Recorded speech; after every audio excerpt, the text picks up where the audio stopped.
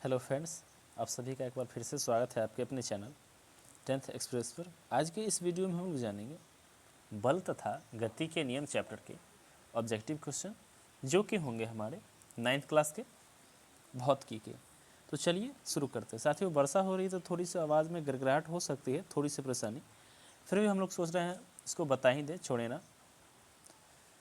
तो बढ़ते हैं हम लोग क्वेश्चन की ओर। तो हमारे यहाँ पर पहला क्वेश्चन दिया गया है, जड़त्व का गुण किसी किसी वस्तु में होता है, प्रत्येक वस्तु में होता है, किसी भी वस्तु में नहीं होता, केवल गतिशील वस्तु में होता है। ऐसा नहीं होता, जड़त्व का गुण प्रत्येक वस्तु में होता है। तो इसका सही आंसर होगा साथियों ऑप्शन ख। नेक्स्ट हमारा क्वेश्चन है क्वेश्चन नंबर सेकेंड।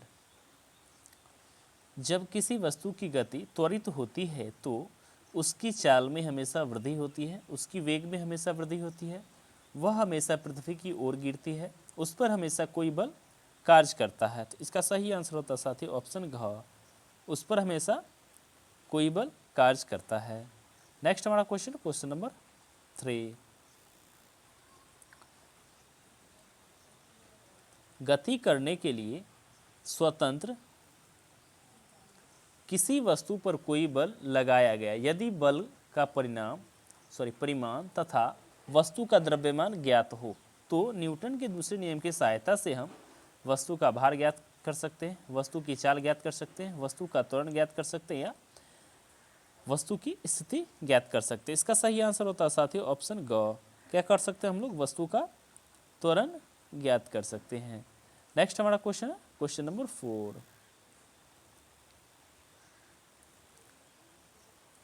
यदि गति करने के लिए स्वतंत्र 1 kg द्रव्यमान की किसी वस्तु पर 1 न्यूटन का बल लगाया जाए तो वह 1 मीटर पर सेकंड की चाल से गति करेगा, 1 किलोमीटर पर सेकंड की चाल से गति करेगा, 10 मीटर पर सेकंड स्क्वायर की चाल से गति करेगा या 1 मीटर पर सेकंड स्क्वायर के त्वरण से गतिशील होगी। तो इसका सही आंसर होगा साथियों ऑप्शन घ, 1 मीटर पर सेकंड स्क्वायर के त्वरण से गतिशील होगी। नेक्स्ट हमारा क्वेश्चन है क्वेश्चन नंबर 5। जब किसी वस्तु पर कोई बाह्य बल लगता है तब वह बल की दिशा में परिवर्तित हो जाती है। इस प्रकार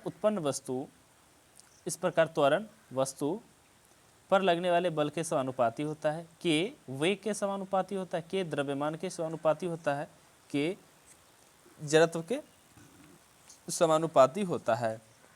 तो इसका सही आंसर होता है साथियों ऑप्शन क, पर वस्तु पर क्या लगने वाले बल के समानुपाती होता है।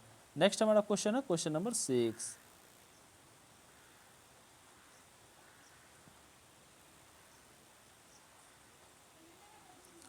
कोई अचर बल 0.6 kg द्रव्यमान के किसी पिंड में 0.08 मीटर पर सेकंड स्क्वायर का त्वरण उत्पन्न करता है तो बल का परिमाण है 0.048 न्यूटन, 0 न्यूटन, 48 न्यूटन, 0.48 न्यूटन। तो इसका सही आंसर होता है साथियों ऑप्शन का।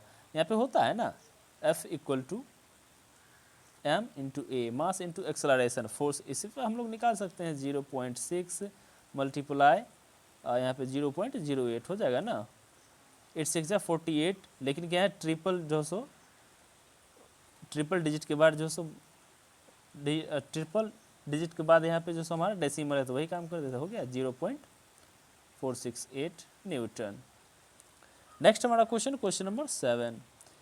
यदि कोई बल 10 ग्राम द्रव्यमान की वस्तु ए में 8 मीटर पर सेकंड स्क्वायर का त्वरण उत्पन्न करता है और कोई दूसरा बल 20 ग्राम द्रव्यमान की वस्तु बी में 5 मीटर पर सेकंड स्क्वायर का त्वरण उत्पन्न करता है तो बी की अपेक्षा ए पर बड़ा बल लगा है, ए की अपेक्षा बी पर बड़ा बल लगा है, ए और बी दोनों पर समान बल लगा है, ए और बी दोनों का बल शून्य भी नहीं होगा, ये भी नहीं होगा, ये भी नहीं होगा, अर्थात हमारा ऑप्शन ख सही आंसर है। ए की अपेक्षा बी पर बड़ा बल लगा है। चलिए नेक्स्ट क्वेश्चन की ओर बढ़ते हैं और देखते हैं हमारा अगला क्वेश्चन है हमारा क्वेश्चन नंबर 8। किसी m द्रव्यमान की वस्तु जिसका वेग भी है का संवेग होगा एम भी का होल स्क्वायर, एम भी स्क्वायर या हाफ एम भी स्क्वायर या एम भी। तो इसका सही आंसर होता है साथियों ऑप्शन घ, एम भी। नेक्स्ट हमारा क्वेश्चन नंबर 9। किसी गतिशील पिंड का वेग आधा करने से उसका संवेग हो जाता है, आधा, दुगुना, चौगुना या चौथाई। तो इसका सही आंसर है साथियों ऑप्शन क, आधा हो जाता है।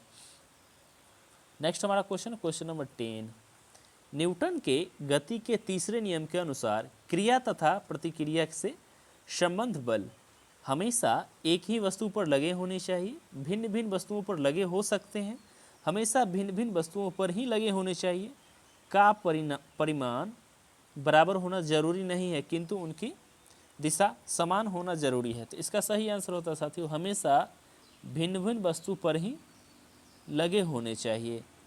नेक्स्ट हमारा क्वेश्चन नंबर 11,